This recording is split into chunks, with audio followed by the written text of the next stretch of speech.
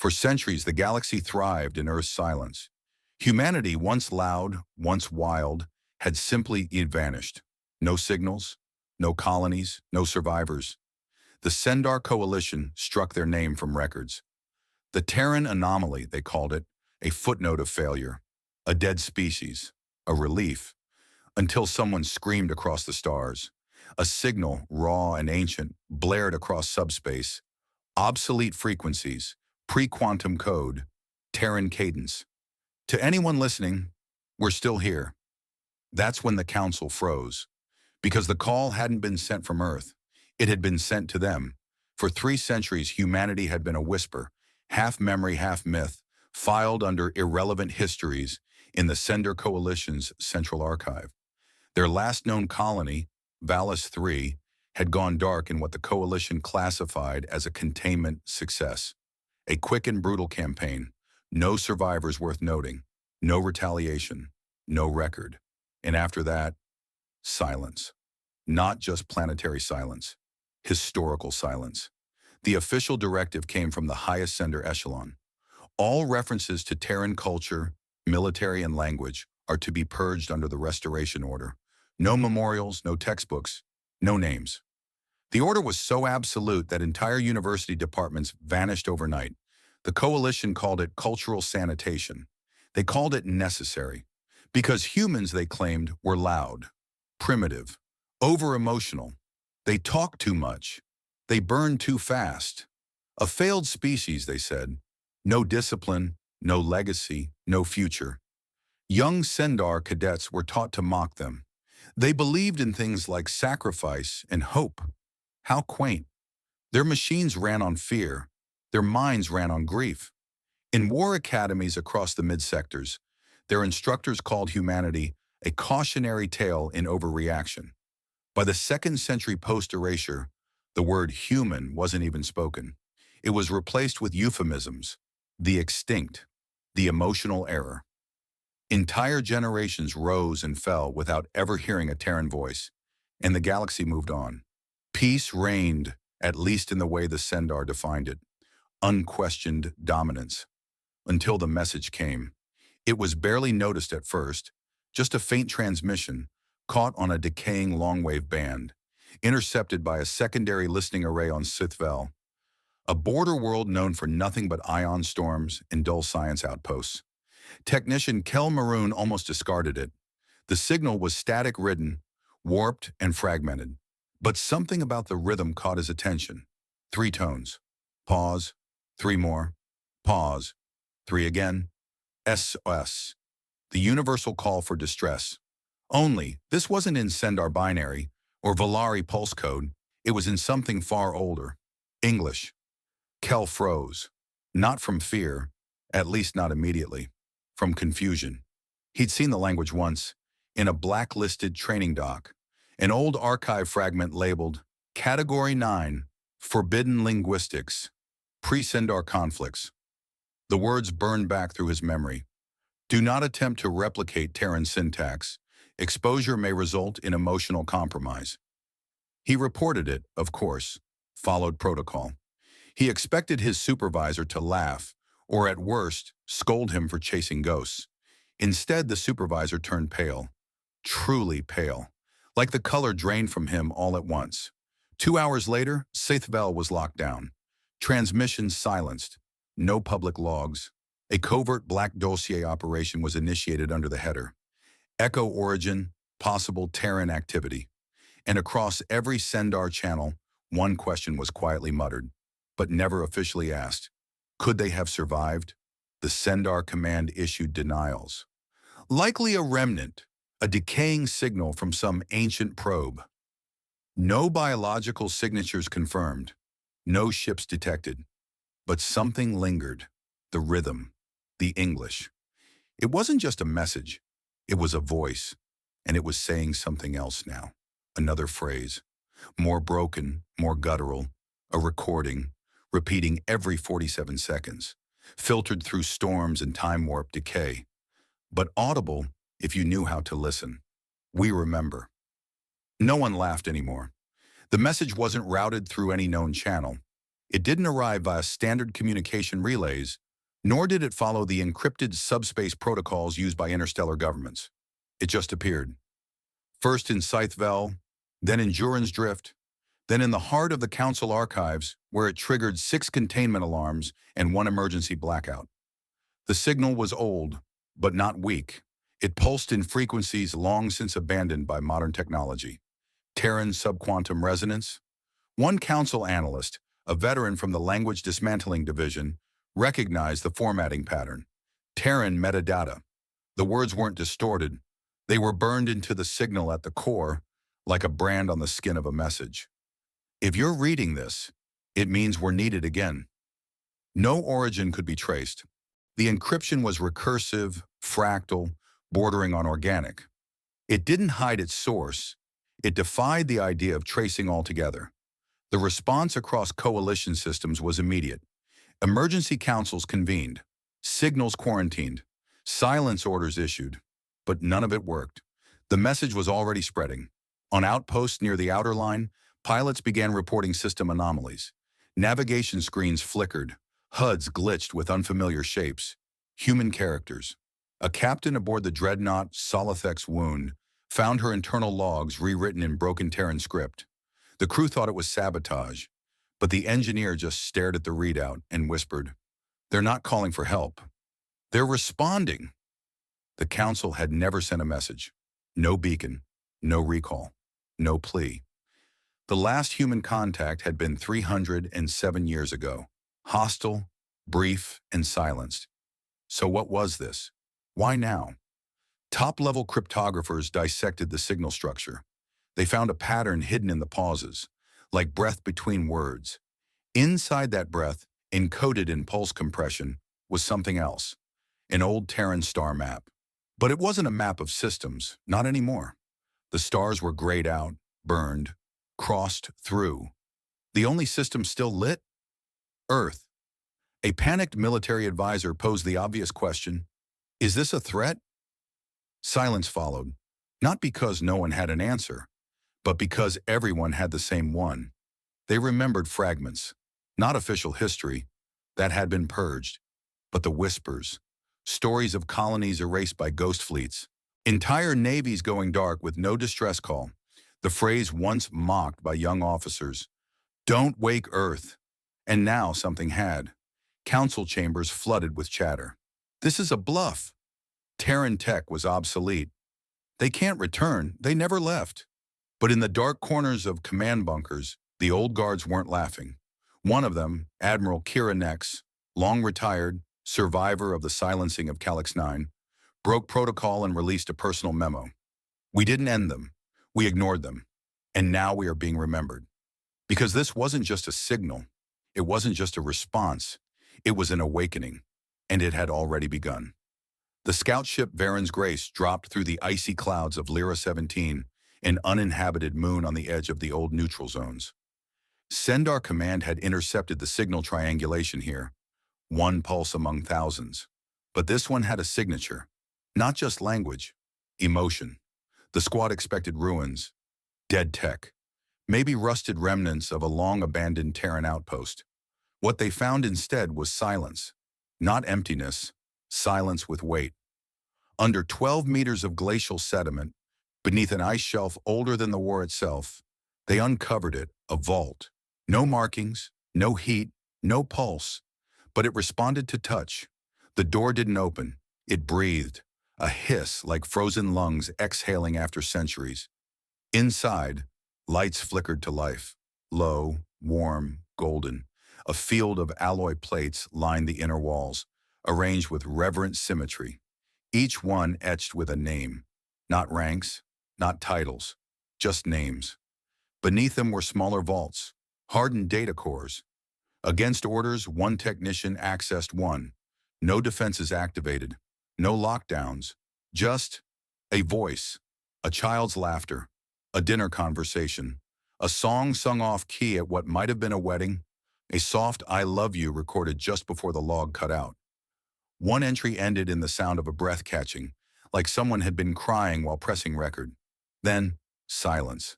Another core pulsed open on its own. A Terran woman's voice. tired, brittle. If you're hearing this, we didn't make it, or we chose not to show it. Either way, remember us for how we lived, not how we were hunted. One of the Sendar soldiers, Lieutenant Vor, touched the metal wall beside a carved name. Just beneath it, etched with careful force, were 11 words. They thought we were gone. We just stopped talking. Vor froze. He couldn't move his hand. No one issued orders. No one said anything. The entire scouting team simply stood there, inside that frozen mausoleum, watching data ghosts whisper old Terran memories into the recycled air. It felt like standing inside someone's grief. Not ancient grief, ongoing. Then the room went dark. Not powered down, dark with intention. One by one, every external sensor aboard Varen's Grace blinked offline. Orbit was no longer empty. Above them, the sky blinked. Literally. Stars vanished for a second, like someone closing their eyes. And when they reopened, there was a ship. Not decloaked, not arrived. Just revealed. No drive signature. No warp trail. No weapons visible. Just a hull scarred black and smooth like obsidian ocean. Thousands of notches covered it, too many to count. And across the bow, in alloy lettering aged by starlight, Earth no flag, no fleet number, just the name. And silence. The Sendar command link crackled with static. And then, one phrase echoed across every translator system on Varen's Grace. Graves are only quiet when they're forgotten. And the ice began to melt. The boarding craft from the SCS Hierophant latched to the Terran vessel's outer hull with trembling precision. No one wanted to be first. The ship shouldn't have existed, not by any metric of science, propulsion, or sanity. No emissions, no radiation leak, no thermal bleed. And yet here it was, orbit stationary without thrust, reacting to scans before they were sent, like it could feel curiosity coming. The away team prepped for biological hazard and electronic sabotage. They expected drones, defense turrets, some grotesque leftover of ancient Earth war doctrine. They got a door. It opened when they approached, silently, smoothly, as if it already knew them. The corridor beyond was dim and wide, too pristine for a ghost ship. No wires, no dirt, no dust. Every surface was matte gray and curved like the inside of a living bone. Symbols traced the walls. Terran English spliced with older glyphs the AI linguists later described as emotion maps. This ship wasn't just constructed, it was curated, a shrine. The boarding team advanced in silence, then stopped. In the heart of the vessel, beneath a pale dome of light, was a single chair, occupied. The figure sat motionless, human, undeniably. Pale skin, worn uniform, dark hair tied back in a way that suggested ritual, not function. She was reading something, a printed page. No data pads, no implants, just paper. When they stepped closer, she looked up. Her eyes were warm, alive.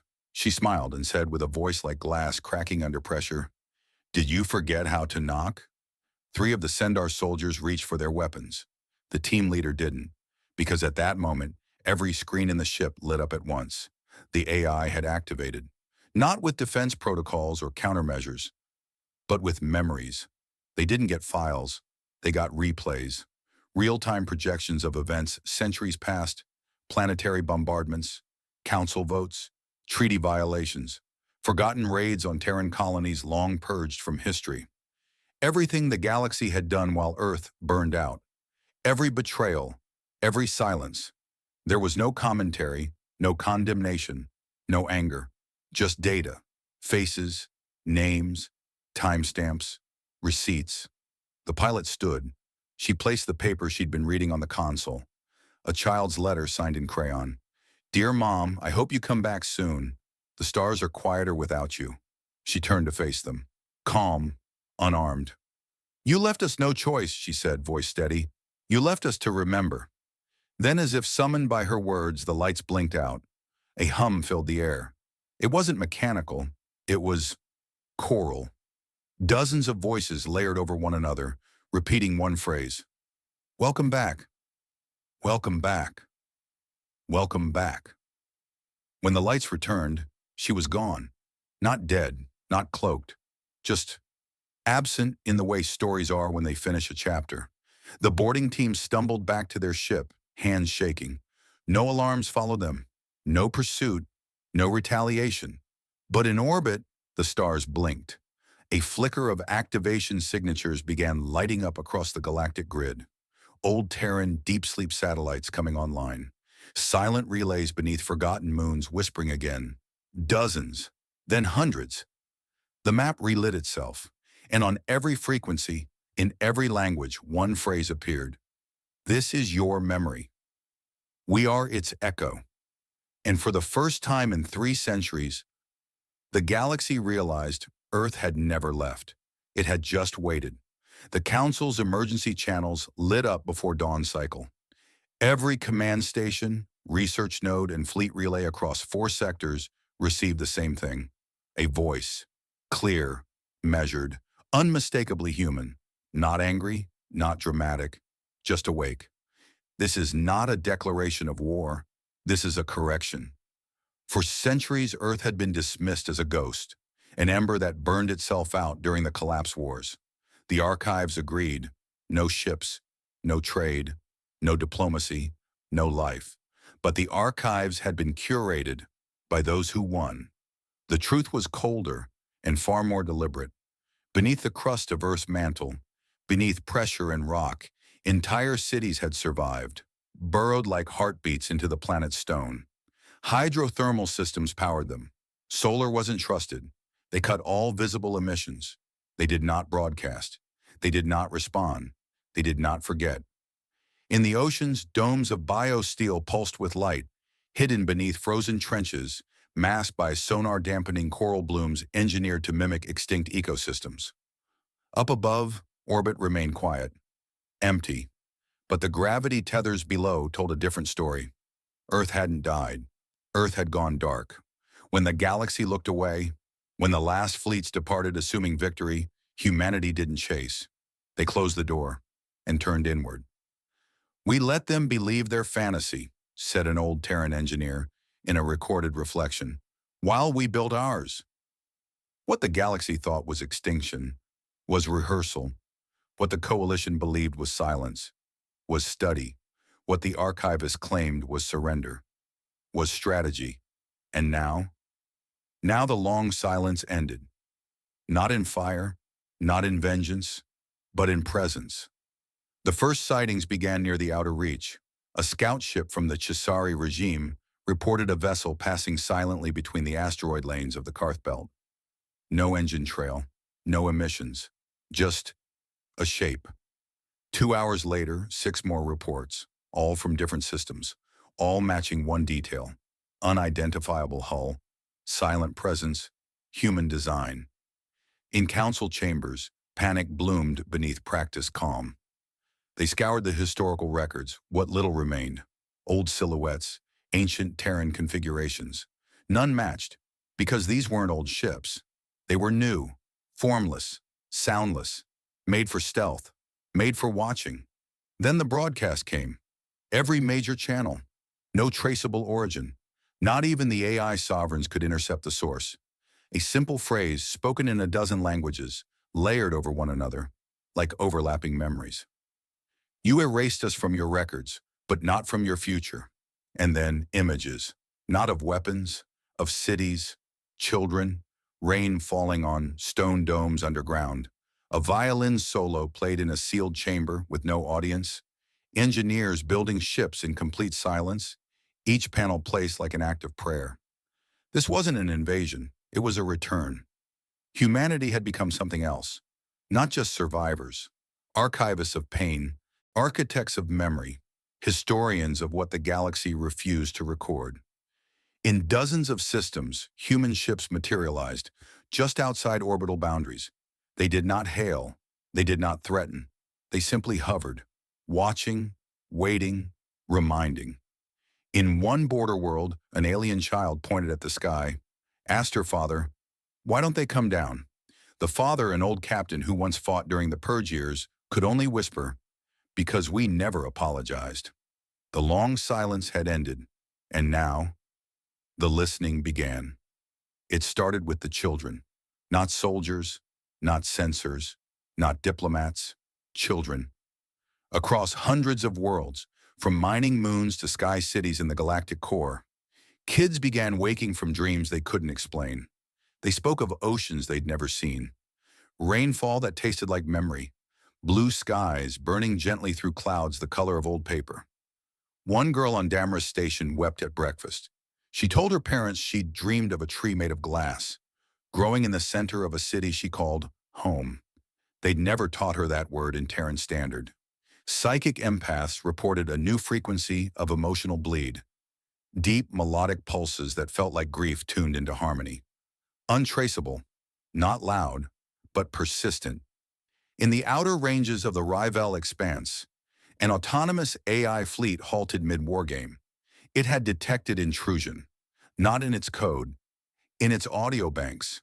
Through every channel, from deepest storage to active speakers, came the same sound. A Terran lullaby, lost to time, software untranslated, sung by a voice that had once comforted a dying world. One combat drone powered down, not in defeat, in stillness. On Kaleth IV, a blind prophet who hadn't spoken in 70 years awoke mid-dream and screamed into the void, "The sleepers rise. The stars have teeth again." She scratched shapes into the temple walls with her fingernails, spirals, bones, and the earth glyph, drawn perfectly. Meanwhile, governments scrambled to investigate quiet breaches, simple anomalies, encrypted archives decrypted from the inside. Military commands discovered rewritten directives, phrased in Terran ethics codes. Entire policies edited not by force but by suggestion, as if someone had politely asked their way past firewalls. Then the infiltration units were found. Not machines, not spies, people, Terrans, living unnoticed. Some had been embedded for decades, advisors, caretakers, low-level workers.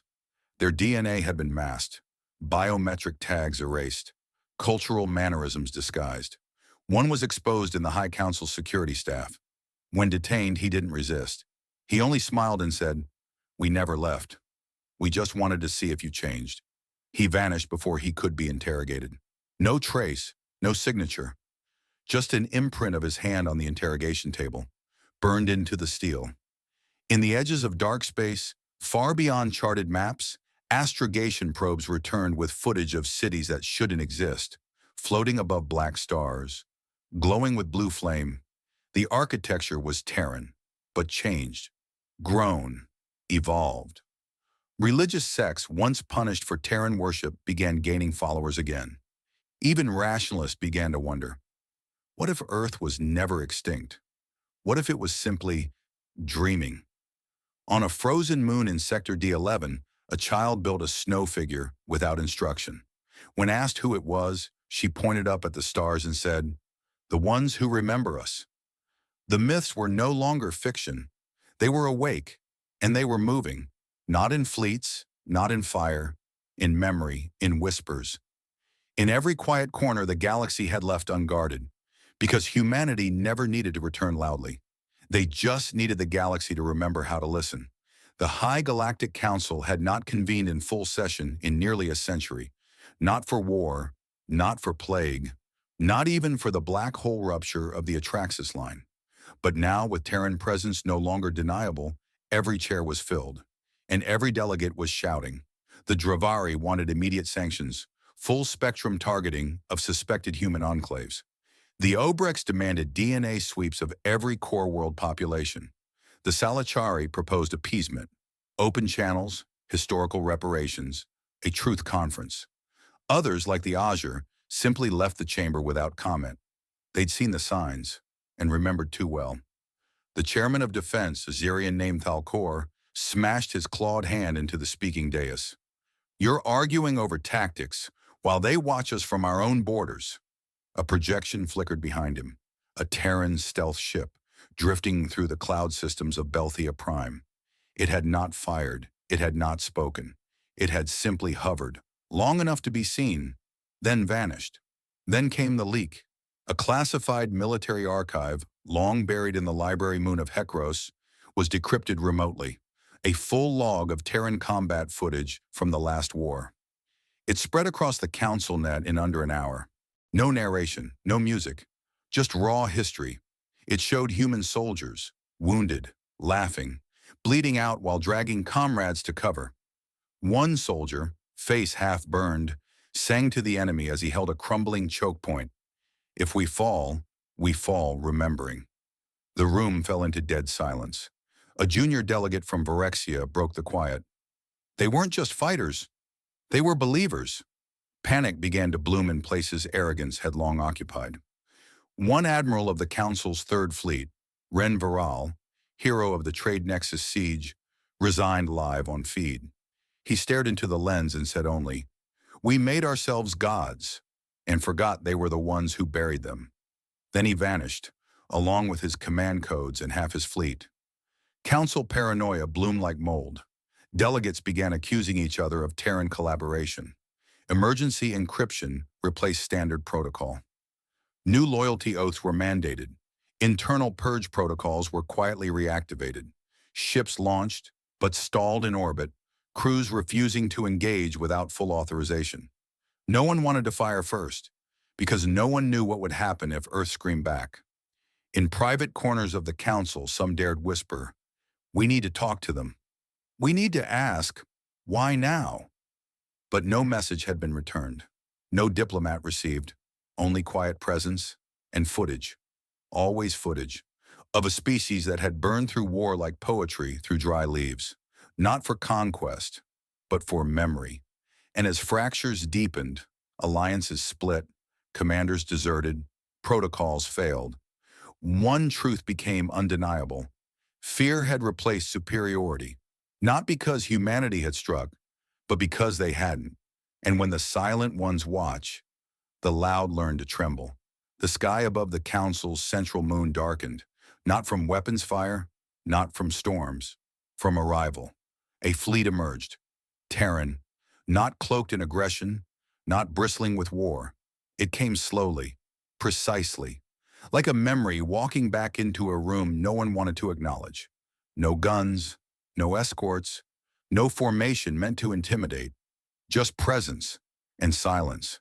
Council defense arrays scrambled, command protocols activated, targeting systems locked, but none fired, because the ships didn't aim, they didn't shield, they didn't speak, they landed on the Council's sacred moon, where no foreign fleet had ever touched soil, and still, no resistance.